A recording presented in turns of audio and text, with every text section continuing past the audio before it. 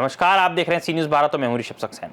शायद आपको याद होगा जब समाजवादी पार्टी के अध्यक्ष अखिलेश यादव ने जून में एक प्रेस कॉन्फ्रेंस में कहा था कि कथावाचकों की फीस 50 लाख रुपए तक होती है, तो इस बयान ने न केवल धार्मिक जगत में हलचल मचा दी बल्कि राजनीति के गलियारों में भी एक नया तूफान उठा दिया था।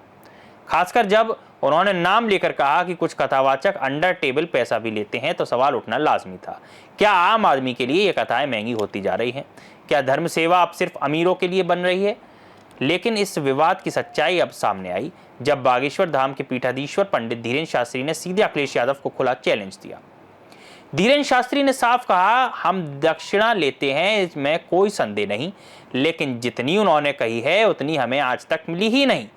अगर अखिलेश यादव की श्रद्धा जगे तो हम उनके गांव में कथा करेंगे, टेंट और साउंड अपना लाएंगे, उन्हें यजमान बनाना होगा, लेकिन 1 रुपया दक्षिणा भी नहीं लेंगे। धीरेन्द्र शास्त्री ने आगे कहा कि हमने आदिवासी क्षेत्रों में जाकर अपने खर्च पर कथाएं की हैं, दक्षिणा लेने की हमारी मजबूरी है। एक कैंसर अस्पताल बनाने का संकल्प और दूसरा अन्नपूर्णा भंडारा सेवा। अगर कोई बड़ा व्यक्ति इन दोनों सपनों को पूरा कर दे तो हम वचन देते हैं कि जीवन भर अपनी जेब में 1 रुपया भी नहीं रखेंगे। शास्त्री ने कहा कि हमारी कथा और प्रवचन कभी भी धन के लिए नहीं होते। अगर श्रद्धापूर्वक कोई देता है तो उसका सदुपयोग सेवा कार्यों में किया जाता है। उन्होंने सवाल उठाया, इस देश में नाचने वाले करोड़ों लेते हैं, नेता वेतन और घूस दोनों लेते हैं, दूध का धिला कोई नहीं है, फिर कथावाचक पर सवाल आखिर क्यों उठ रहा है? उन्होंने क्या कुछ कहा, आइए सुनाते हैं। कि दक्षिणा हम लेते हैं, इसमें कोई संदेह नहीं, पर जितनी उन्होंने कही है उतनी अभी तक हमें मिली नहीं।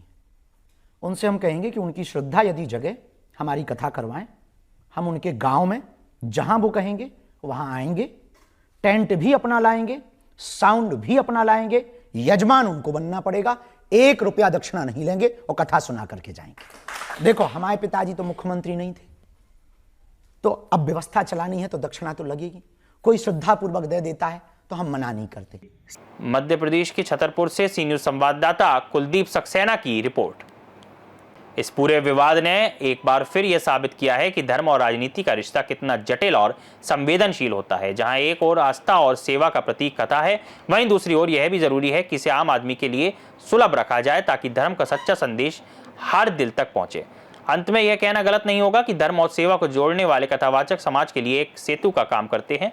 उनकी सेवा के लिए सम्मान और समझ जरूरी है, ना कि संदेह और आरोप। और अगर कभी ऐसा आरोप लगे भी तो उसे समझदारी से जांचने की जरूरत है, बजाय उस पर राजनीति खेलने के, क्योंकि जब धर्म और सेवा की बात आती है तो वहां सिर्फ श्रद्धा और निष्ठा की भाषा समझी जानी चाहिए। इस खबर में फिलहाल इतना ही। देश और दुनिया की तमाम खबरों के लिए आप देखते रहिए सी न्यूज़ भारत।